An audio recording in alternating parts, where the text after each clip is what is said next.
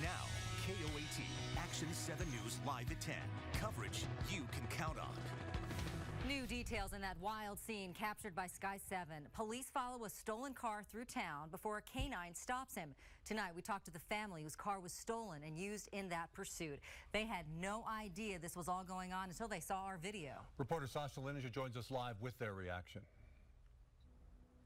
We're live near 98th and Central, and this is the area where that family's car was stolen and used on that pursuit, captured by Sky 7. That car belonged to the Salcido family, and they gave it to their 15-year-old son as a birthday present just 2 weeks ago. It was a normal Tuesday morning for the Salcido family. My brother was getting prepared for school. They were getting their backpacks. Mom went to warm up the car and came back inside of the home to check on her kids when the unexpected happened. My little brother saw that the car was getting stolen, like it was moving away from the driveway. That's when they saw someone in their car reversing down their driveway. It surprised me because I never knew this was going to happen. They thought that was the last time they were going to see their car. But little did they know their car was used on this pursuit, all captured by Sky 7. I didn't think my car was going to hold up to that. It was pretty exciting to see. That car belonged to 15-year-old Brian Salcido. He had no idea his car was gone until he got home from school, when his younger brother broke the bad news. And I was like, what's going on? Why'd they steal it? Who stole it? Did you see them? I was asking myself a lot of questions. He just got it 2 weeks ago as a birthday present from his parents. No one should take other people's stuff. We all work hard for everything. My parents worked hard for this birthday present of mine. The Salcido family not knowing if they would get their car back, and if they did, the condition it was in. Now, the family does tell us they did get their car back last night. There is some damage to the front of their car, but they say it is drivable. Reporting in Albuquerque, I'm Sasha Lineker, KOAT Action 7 News. We just confirmed the suspect is 23-year-old Hernan Aguero. Police arrested him on an outstanding warrant from 2016 where he is facing multiple counts of battery on an officer, trying to escape police, and tampering with evidence. He is in jail tonight with no bond. We know that car was stolen while warming up. It's a problem we tell you about a lot. Albuquerque police remind us every winter not to leave our cars unattended while warming them up in the morning, but it keeps happening. In fact, the department tweeted about it happening 4 times today alone.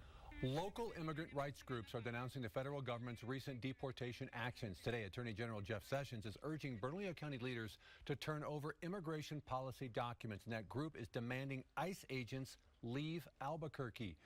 An Albuquerque immigrant family says ICE agents took away their loved one. Action 7 News reporter Chris Guardaro has their story. Doug, the immigrant community is outraged that a father of 4 and the breadwinner for that family is in an ICE detention facility. They held a rally today to spread awareness on how he was detained. Que vean mis hijas. Y si ustedes necesitan una carta de presentación. That's Hilaria Martinez, mother of 4 daughters. She says her husband, Juan Martinez, was detained by Immigration and Customs Enforcement agents late last year. Seeing my daughters crying every day encouraged me to keep fighting. In September, Hilaria says her husband was arrested for refusing to take an alcohol test and driving with an expired license plate. The Martinez family says Juan Martinez went into these offices to check in with his probation officer, but ICE agents were waiting for him and detained him. El Centro de Igualdad and the New Mexico Faith Coalition for Immigrant Justice held a vigil Wednesday night in the probation office parking lot where Hilaria was waiting for her husband to return. He just came to try to do the right thing. Also at the vigil, local attorney David Reyes, who says his young client was taken by ICE agents on Tuesday after a DWI court appearance at the Metro Courthouse. When you have ICE agents waiting for you in the courtroom, who's going to show up at that point? What immigrant is ever going to come to court again? The immigrant rights groups are protesting ICE's ability to use the justice system to deport undocumented people. We are here to stay, and we're going to keep fighting for our families. We are here to stay. Now, Hilaria says Juan Martinez would actively fundraise for his children's school and families in need. Hilaria herself is in charge of the health club at the East San Jose Elementary School and is the president of the PTA there. Chris Guardaro, KOAT Action 7 News. That rally came on the same day the Fed sent a letter to Bernalillo County ordering leaders to provide more information on its immigration policies. We were one of 23 cities and counties nationwide to receive this letter. Last year, the commission approved a resolution to be an immigrant-friendly county. It prevents county money or staff from helping federal agents find or detain undocumented immigrants. But if local policies are not in line with the Justice Department's grant money for law enforcement could be taken away. This is a bully tactic, right? So if they want to keep the money to build their wall, keep the money, build their wall. That's not going to work either. The county has until February 23rd to respond to the DOJ's letter.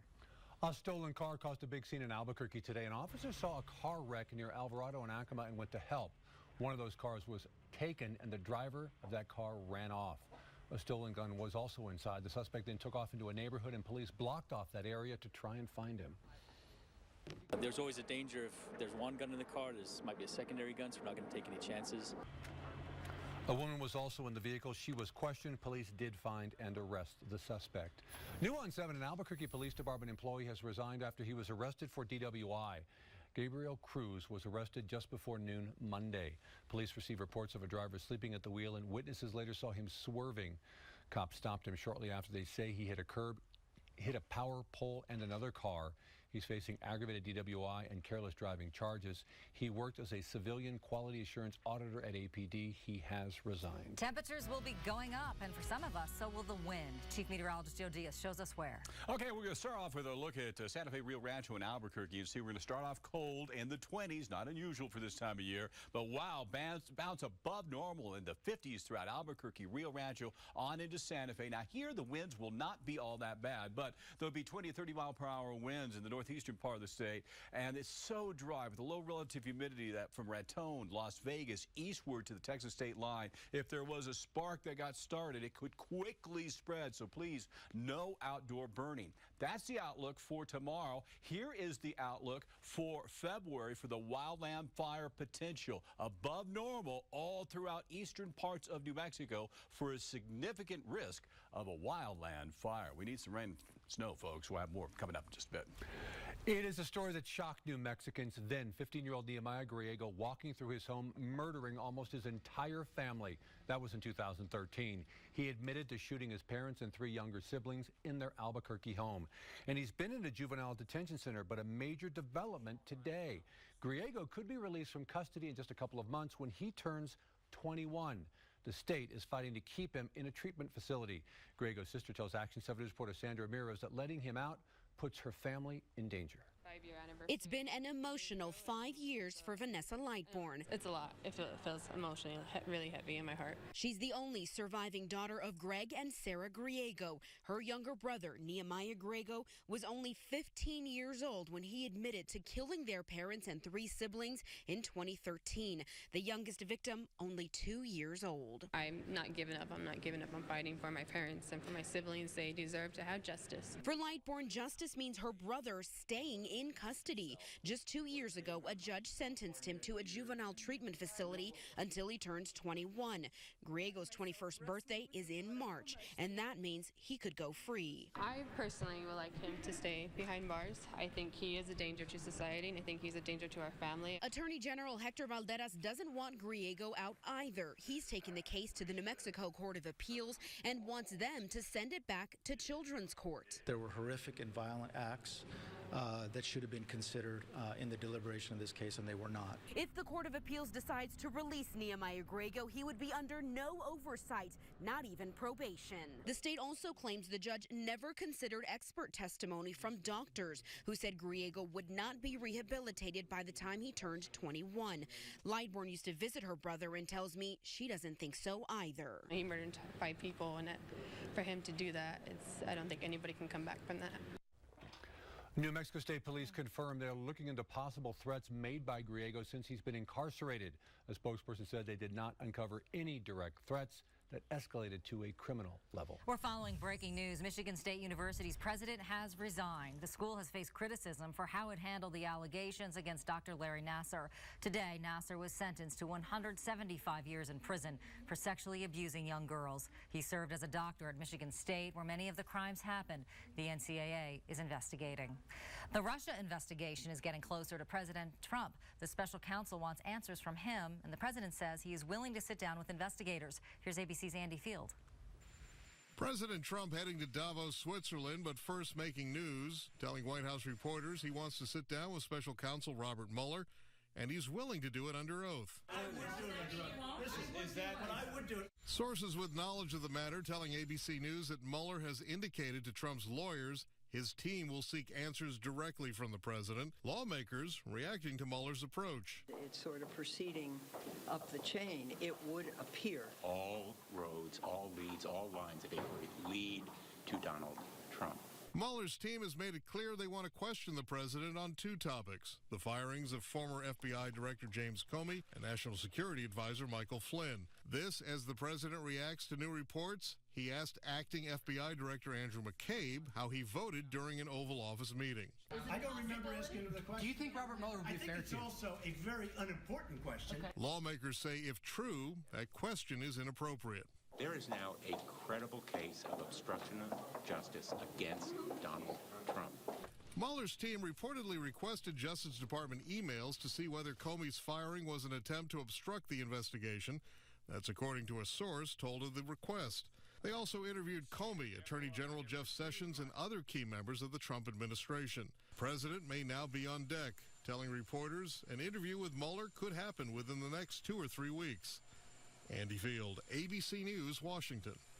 Police have released the names of 2 men caught on camera stealing birds. We showed you this picture this week. 2 men came into the Albuquerque Petland and stole a macaw and an African gray bird out of their cages. The store's owner says they were worth a combined $5,000.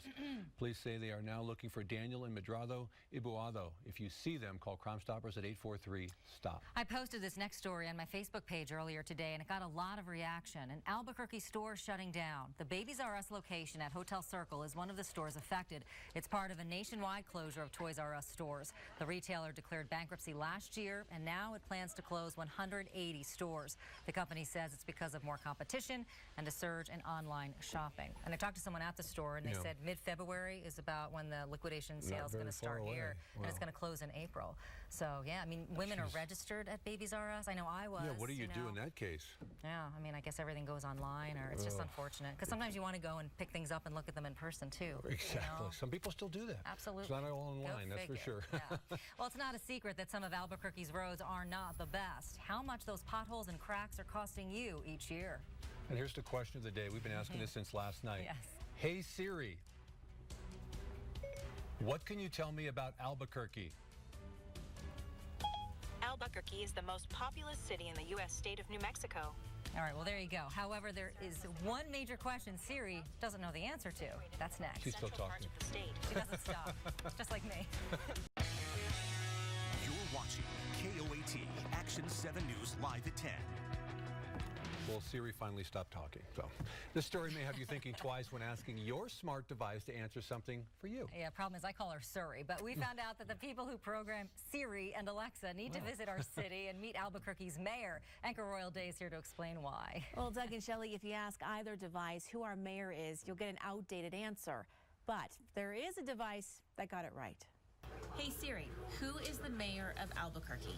It's the same warrant number. Booked it It's Richard J. Berry. No, it's not. Well, that's not right. Siri needs to be updated. You'll get the same wrong answer from Alexa. Alexa, who's the mayor of Albuquerque?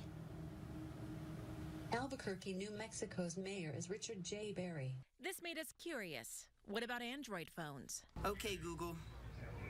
Who is the mayor of Albuquerque? Tim Keller is the mayor of Albuquerque. There you go, I got it right. This smart device confusion It's Richard J. Berry. has some of you thinking. So it kind of makes me wonder, like, what other facts are wrong. Others are more forgiving. Siri can't possibly know everything. Responsible for authorizing So how about Mayor Tim Keller? Is he as forgiving? Well, we reached out to his team tonight, and we have not heard back yet. So we also tried to reach out to Apple and Amazon to find out where Siri and Alexa get their information from. Right. Still waiting to hear back from them as well. But I asked Siri during your package, who is the state auditor of New Mexico? And Wayne Johnson. And they're right. See, isn't that funny? You'd think that if it was consistent, then it would say Tim Keller, you know? So one for two, Siri. One for two. I really want to run into Mayor Keller to see what he thinks about it. Hopefully they will, because it's a fun story. I mean, I'm sure, you know, everybody will find, like, get a kick out of it, you know, but I hope students aren't using any of these products for their homework because they will fail. Yeah. Miserably. Yes. Yep. Well, some of New Mexico's roads have problems, and those issues are costing you big. A new study says we're spending $2,000 extra each year per person on things like wasted fuel, lost time, or to fix broken or busted car parts. That's according to a report from TRIP, an organization that researches roads. There's rutting and cracking and potholes. Again, this isn't news to drivers who are on those roads every day, but what they don't realize is that that's taking money out of their wallet. The report also finds that nearly half of locally and state-owned roads are in poor or mediocre condition. New Mexico State Police are investigating rape claims against a Raton officer. According to a criminal complaint, Andrew Sanchez is accused of criminal sexual penetration and battery. A police report says he picked up a woman, made her drive, and forced her to have sex. Today, state police filed a summons for Sanchez to appear in court in Raton. Have you had anything stolen lately? Well, the Bernalillo County Sheriff's Office may have it. Deputies are trying to reunite people with items that were taken. They were found while serving a search warrant in the South Valley last month. This includes jewelry, a jewelry box, and electronics. Some of the items have names on them. You will need to show proof it belongs to you. If you recognize any of these items, call the number on your screen. The CDC now says there have been nearly 9,000 confirmed flu-related hospitalizations. That is almost double the number from this time last year. ERs are canceling elective surgeries to keep beds available for flu patients. Some hospitals are also dealing with Tamiflu and IV bag shortages. People are definitely working over, doing double shifts, coming in extra days. There's definitely staffing issues throughout the hospital, especially with as full as we have been. More people are turning to virtual doctor's appointments to avoid overflowing hospitals. Patients can get a diagnosis, even a prescription, through an app. Well, it's not too late to get vaccinated. You can get one at your doctor's office or the pharmacy, but this weekend the UNM Medical Group will offer free drive-through clinic. It's only for people 9 years and older. Head to the clinic on Camino de Salud between 8 a.m. and noon. As lawmakers meet in Santa Fe, we're watching what they do about our crime crisis. Today, a House committee discussed a request from the Bernalillo County District Attorney for more funding to fight crime. Yesterday, he spoke with members of the Senate. He's asking for an additional $4 million so his office can deal with new court rules, retain attorneys, and keep up with thousands of cases. We'll let you know what lawmakers decide. Here's a look at what lawmakers are up to. Both the House and Senate have each passed two bills, the Nurse License Compact and the Feed Bill. Both have been sent to the governor's desk, but she has only signed one of them so far. A civil rights group is upset with Albuquerque's new pedestrian safety law. The Answer Coalition of New Mexico held a rally on Central and San Mateo to voice outrage against the rule. In November, the city council passed an ordinance that outlaws asking for money on city medians or intersections. Police are also able to give out fines for drivers who stop to give panhandlers money. It is intended to make streets safer and reduce pedestrian accidents, but opponents say it makes it difficult to be homeless. Individuals who are homeless who now are going to be faced with a higher threat of freezing and starvation in the dead of winter. The ACLU is suing the city, saying it violates constitutional rights to free speech. And now here's Joe with the forecast. Have you noticed the last couple of afternoons it's getting a little bit milder, but that's not the case in the morning. It's still very, very cold. One of those dress in layers type of days.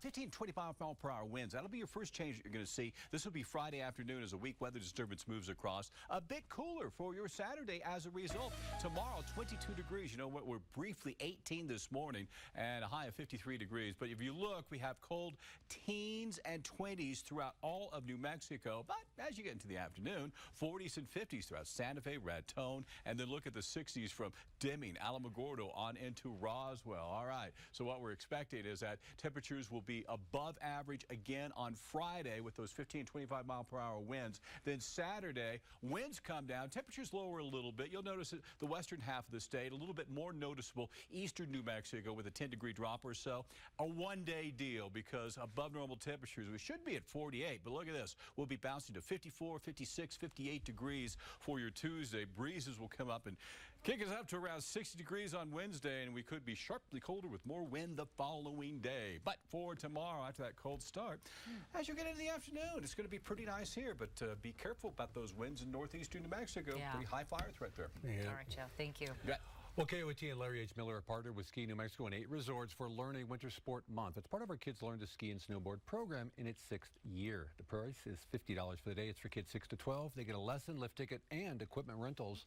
Reservations are required. For more info, go to KOAT.com. A rare scene in Connecticut is causing some serious concern. Why residents are worried about flooding there. Plus, new options on United Airlines, how it's trying to compete with low-budget carriers.